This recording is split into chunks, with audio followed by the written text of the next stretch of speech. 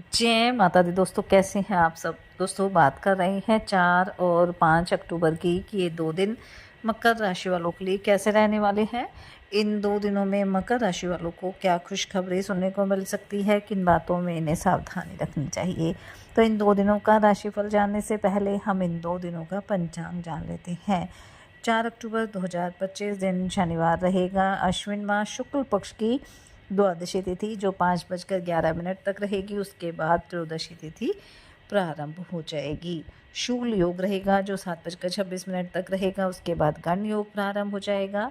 घनिष्ठा नक्षत्र रहेगा जो 9:10 तक रहेगा। उसके बाद शतभिषा नक्षत्र प्रारंभ हो जाएगा।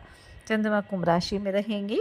अभिजीत मुहूर्त का समय रहेगा 11:46 से 12:33 तक। राहुकाल का समय रहेगा सुबह 9:12 से 10:41 तक।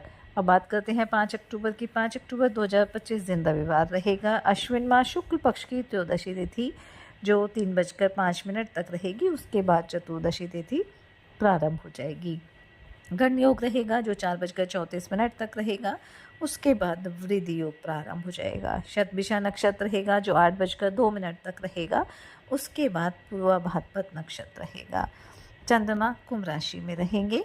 अभिजीत मुहूर्त का समय रहेगा 11:45 से 12:33 तक। राहुकाल का समय रहेगा शाम 4:34 से 6:03 तक।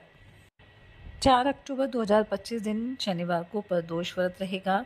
और जब प्रदोष व्रत शनिवार के दिन आता है तो इसे शनि प्रदोष व्रत कहा जाता है। और माना जाता है कि इस व्रत को करने से भगवान शिव और शनिदेव दोनों की विशेष कृपा दृष्टि प्राप्त होती है और हमारे जीवन से शनि दोष और कई तरह की जो बाधाएं हैं वो दूर हो जाती हैं। इस दिन भगवान शिव की पूजा के लिए जो सबसे शुभ मुहूर्त है शाम को, यानी प्रदोष काल का जो मुहूर्त है वो शाम 6:03 से प्रारंभ होकर रात्रि 8:30 तक रहेगा। और इस दिन बेहद शुभ संयोग भी बन रहे हैं। इसी वजह से इस व्रत का महत्व और भी अधिक बढ़ गया है। ज्योतिष शास्त्र की अगर बात करें तो इस दिन द्वि पुष्कर योग और शिववास योग का निर्माण हो रहा है। साथ ही साथ इस दिन घनिष्ठा नक्षत्र का प्रभाव रहेगा। ऐसे में इन योगों में भगवान शिव की पूजा अर्चना करने से हमारी सभी मनोकामनाएं पूरी होंगी और पुण्य की प्राप्ति भी होगी। तो इस दिन आप पूरे विधि विधान के साथ भगवान शिव की पूजा अर्चना करें, दीपक जलाएं। भगवान शिव को बेलपत्र या जो भी चीज़ें आपको मिल सकती हैं वो आप अवश्य अर्पित करें। जलाभिषेक करें शिवलिंग पर। ओम नमः शिवाय मंत्र का जाप करें और शिव चालीसा का पाठ करें और अंत में क्षमा याचना करना ना भूलें। इसके बाद पीपल के पेड़ के नीचे सरसों के तेल का दीपक जलाएं और शनिदेव की पूजा अर्चना करें। इससे शनिदेव की कृपा दृष्टि भी आपको प्राप्त होगी। ऐसा कहा जाता है कि त्रयोदशी व्रत करने से जीवन से चंद्र दोष और शनि दोष दूर हो जाते हैं, जो शनि त्रयोदशी व्रत होता है। और यह व्रत करने से मानसिक शांति और सकारात्मक ऊर्जा भी प्राप्त होती है। और जो भी भक्त पूरी श्रद्धा के साथ इस व्रत को करता है उसे अपने जीवन में शनि की कृपा दृष्टि प्राप्त होती है। साथ ही साथ भगवान शिव उन निसंतान दंपतियों को संतान का आशीर्वाद भी देते हैं जो काफ़ी प्रयास के बाद भी उन्हें संतान का सुख प्राप्त नहीं हुआ है। साथ ही ये भी कहा जाता है कि प्रदोष काल में भगवान शिव का विधिवत श्रृंगार करने से तथा श्री हरि विष्णु और माता लक्ष्मी की आराधना करने से जीवन के प्रत्येक क्षेत्र में हमें उपलब्धि प्राप्त होती है। तो चलिए बात कर लेते हैं ये 2 दिन मकर राशि वालों के लिए कैसे रहने वाले हैं। ये 2 दिन मकर राशि वालों के लिए लाभकारी रहने वाले हैं। इन 2 दिनों में आपको कोई अच्छी खबर सुनने को मिल सकती है। आपके मन की कोई इच्छा पूरी हो सकती है। घर परिवार में भी किसी पूजा पाठ का आयोजन हो सकता है। धर्म कर्म में काफ़ी रुचि रहेगी, बढ़ चढ़ कर हिस्सा लेंगे। वहीं विद्यार्थियों के लिए 2 दिन काफ़ी अच्छे रहेंगे। सरकारी नौकरी की तैयारी में अगर आप लगे हैं तो कोई खुशखबरी आपको सुनने को मिल सकती है। वहीं अगर आप राजनीति से जुड़े हैं तो कोई बड़ा पद आपको मिल सकता है। वहीं माता पिता के आशीर्वाद से कारोबार की कोई डील आपकी फाइनल हो सकती है जिसको लेकर आप काफ़ी लंबे समय से परेशान थे। वहीं संतान पक्ष की ओर से भी कोई खुशखबरी आपको सुनने को मिल सकती है। आर्थिक दृष्टिकोण से भी ये 2 दिन काफ़ी अच्छे रहेंगे। आपका डूबा हुआ धन आपको वापस मिल सकता है। वहीं पैतृक संपत्ति से भी लाभ मिलने की संभावना रहेगी। अगर किसी नए काम की आप शुरुआत करना चाहते हैं तो उसमें आपको सफलता प्राप्त होगी। कोई पुराना लेन देन था जिसको लेकर एक तनाव आपके ऊपर बना हुआ था, उससे भी आपको छुटकारा मिल जाएगा। स्वास्थ्य के दृष्टिकोण से भी ये 2 दिन अच्छे रहेंगे, काफ़ी एक्टिव आप रहने वाले हैं। अगर किसी योजना में आप निवेश करना चाहते हैं तो उसके लिए भी समय काफ़ी अच्छा रहने वाला है।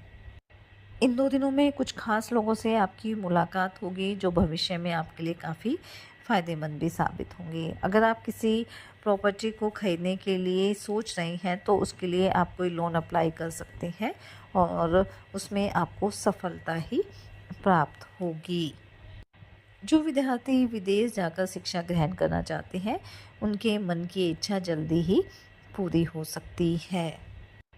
दाम्पत्य जीवन भी आपका सुखद रहेगा, आपके रिश्तों में मजबूती रहेगी। वहीं प्रेम संबंधों के लिए भी ये 2 दिन काफ़ी अच्छे रहने वाले हैं।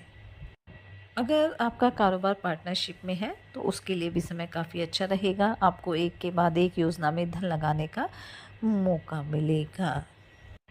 इन 2 दिनों में आप अपने घर की साफ़ सफाई या रख रखाव के लिए भी समय निकालने में कामयाब रहेंगी। और जो जातक रोज़गार को लेकर इधर उधर भटक रहे हैं, उन्हें कोई मनचाही नौकरी मिल सकती है या आप खुद का कारोबार भी शुरू कर सकते हैं।